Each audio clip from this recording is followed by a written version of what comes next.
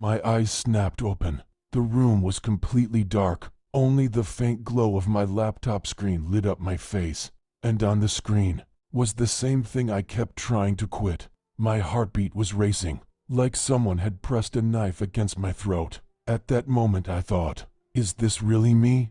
Is this what my life has become? Is this the level of my self-control? Suddenly, I heard footsteps outside my door. My mother had woken up. If she had opened the door right then, I'm not sure I could ever look her in the eyes again. I slammed the laptop shut. The screen went black. The room went silent. But my breathing was completely out of control. I sat there, hiding, afraid, drowning in guilt. And for the first time, I realized I wasn't just dealing with a bad habit. I was trapped in an invisible prison. A prison whose locks I was tightening every single day. That night changed everything. And this video is the story of that transformation. Chapter 1. An addiction that doesn't show. Do you know what the most dangerous addiction in the world is? Not the one people can see. Not the one society talks about. The most dangerous addiction is the one that silently eats your mind, your self-control, and your dreams.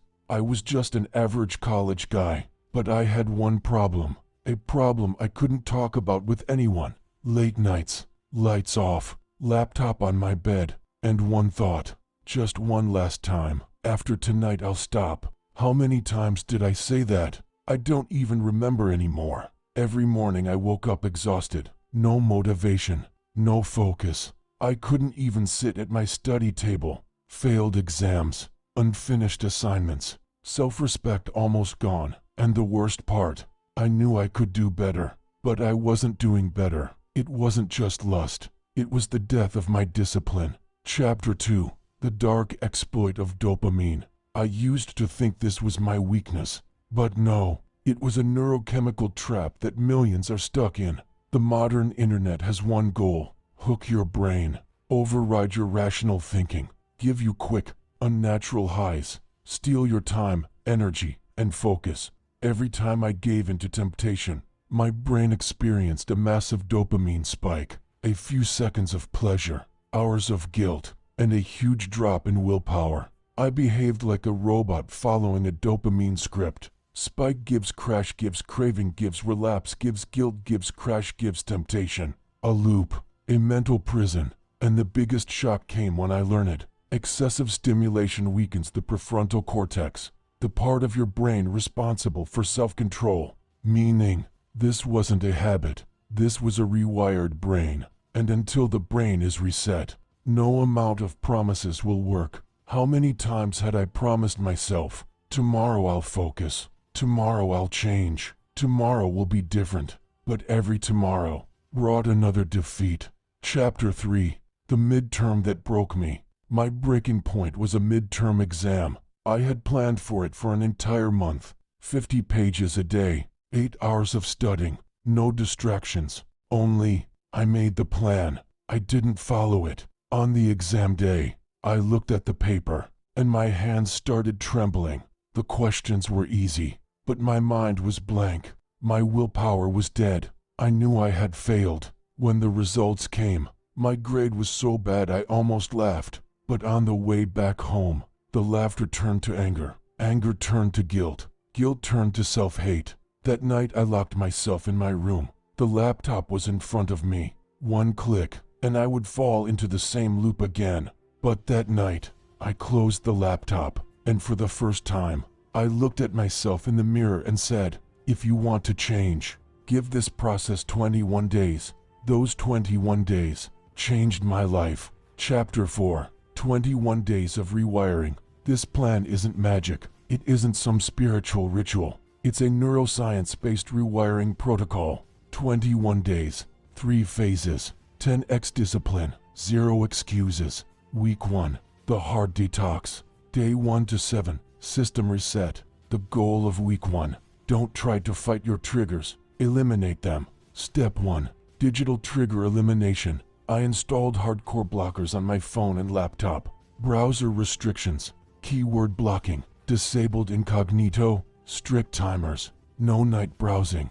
15-minute limit on entertainment apps. I separated myself from the enemy. Step 2. Location switch. As long as I stayed in my room, the temptation stayed with me, so I changed my study environment. Library, cafeteria, reading rooms, park benches. Public space equals instant self-control. Step 3. Physical reset. Daily exercise, even if only 20 minutes, because urges are just stored energy. Burn it, or it burns you.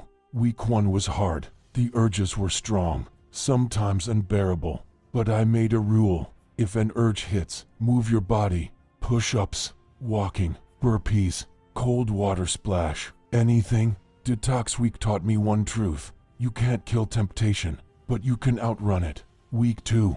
Rebuild the brain. Detox is not enough. You must create new neural pathways. If you only stop, you relapse. If you rebuild, you transform. Step 1. Mindfulness 10 minutes daily. At first it felt pointless. Why am I just sitting here doing nothing? But then I understood. Mindfulness creates a buffer between impulse and reaction. Urge comes, gives. You don't react. You observe. It activates the observer mode. Step 2. Trigger journal. This changed everything. Every time an urge hit, I wrote time, situation, emotion, energy level, trigger. Within days, patterns became clear. Mine were when tired, when alone, when bored, when stressed, at night, after failure. Once you identify your triggers, they lose power over you. Step 3. Habit replacement formula. Every bad habit satisfies a need. For example, stress gives breathing exercise. Boredom gives reading or gym. Escape gives journaling or talk to a friend. When you give your brain a replacement, the old loop weakens. Week 3. Reinforcement and identity shift. This is the most powerful week. The goal. Shift from I want to stop to I don't do this. An identity shift. Step 1. Identity visualization. Every morning for 5 minutes. Close your eyes and imagine a focused version of yourself, a disciplined version, a distraction-free version, a version who has control. Your brain behaves according to your identity. If you see yourself as weak, you behave weakly. If you see yourself as disciplined, discipline becomes natural. Step 2.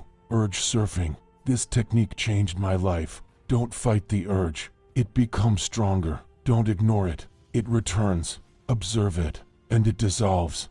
I would tell myself, this is just a wave. It will rise, and it will fall. Just wait 90 seconds, and within 90 seconds, the urge would disappear. Step 3. Purpose reminder jar. Every day I resisted temptation, I wrote a small note, one more day of control, and dropped it into a jar. Day by day, the jar filled up, and so did my confidence. Chapter 5. The 21-day transformation. On the morning of day 22, I cried, because for the first time in years, my mind was clear. No brain fog, no guilt, no compulsions, no shame, no mental exhaustion, just focus, calmness, control, confidence, self-respect. I had taken back my mind, and I knew, if I can beat this, I can beat anything. My grades improved, my productivity exploded, my confidence skyrocketed, my life regained momentum.